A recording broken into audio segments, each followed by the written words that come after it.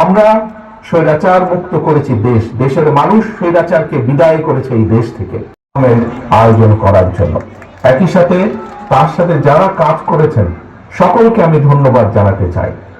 প্রিয় ভাই বোনেরা, সম্মানিত প্রিয় উপস্থিতিবৃন্দ, আজকের এটি হচ্ছে এই টুর্নামেন্টের ষষ্ঠতম আসর। এটা রংপুর, আমরা কম বেশি সকলেই জানি যে রংপুর বিভাগের যে 10টি রাজনৈতিক জেলা আছে আমাদের, সেই জেলাগুলো জেলা হিসাবে এই টুর্নামেন্টে অংশগ্রহণ করে থাকে এবং জেলা বিএনপি একাদশ নামে পক্ষে এবং বিপক্ষে খেলোয়াড়রা খেলে থাকে। এখানে আজকের এই খেলায় অংশগ্রহণ করছে, ফাইনালে এসে অংশগ্রহণ করছে রংপুর মহানগরের বিএনপি এবং পঞ্চগড় জেলা। আমাদের রংপুরের শামু এবং পঞ্চগড়ের আমাদের আজাদ, তারা আশা প্রকাশ করেছে প্রত্যেকের অবস্থান থেকে যে জিতবে। দেখা যাক ইনশাল্লাহ কারা জেতে। প্রিয় উপস্থিতিবৃন্দ, প্রিয় ভাই বোনেরা, এই খেলাটি শুরু হয়েছে, এই টুর্নামেন্ট শুরু হয়েছে 2015 সাল থেকে।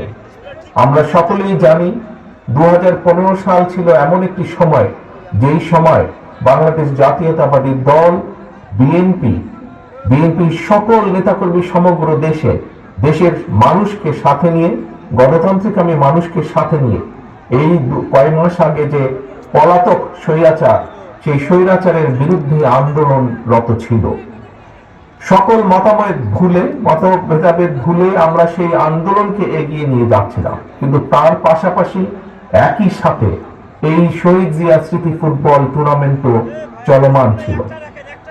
বিএনপির নেতাকর্মীরা যেরকম সকল বাধা বিপত্তিকে উপেক্ষা করে আন্দোলনকে এগিয়ে নিয়ে যাচ্ছিল, ঠিক একইভাবে এই স্মৃতি ফুটবল টুর্নামেন্টের আয়োজক বৃন্দ যারা, এটা যে প্রধান পৃষ্ঠপোষক আসাদুল হাবিব দুদু, তার নেতৃত্বে এই টুর্নামেন্টকেও সকল ভেদাভেদ ভুলে, সকল বাধা বিপত্তি, স্বৈরাচারের সকল বাধা বিপত্তিকে উপেক্ষা করেও এই টুর্নামেন্টকে চলমান রেখেছে।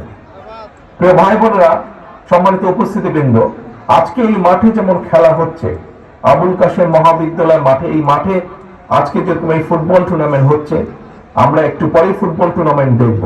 কিন্তু টুর্নামেন্ট শুরু হওয়ার আগে আমরা আরেকটি ইভেন্ট দেখেছি, কিন্তু সেটি হচ্ছে জল তরঙ্গ সাংস্কৃতিক যে গোষ্ঠী, তাদের সাংস্কৃতিক কর্মীদের মাধ্যমে বা কর্মীদের দ্বারা আমরা সুন্দর একটি সংক্ষিপ্ত সাংস্কৃতিক অনুষ্ঠান দেখলাম। আজ এখানে বিশেষ অতিথি আব্বাস সাহেব, উনি বলেছেন যে এটি খেলার অনুষ্ঠান, আমরা রাজনৈতিক বক্তব্য রাখবো না। আমিও রাজনৈতিক বক্তব্য রাখতে চাইছিলাম, কিন্তু একটি কথা আমি আপনাদের সামনে আজকে তুলে ধরতে চাই। আমরা স্বৈরাচার মুক্ত করেছি দেশ, দেশের মানুষ স্বৈরাচারকে বিদায় করেছে এই দেশ থেকে। এখন সামনের দিনে হচ্ছে দেশ গড়ার পালা। প্রিয় ভাই বোনেরা, বাংলাদেশে প্রায় 18-20 কোটি মানুষ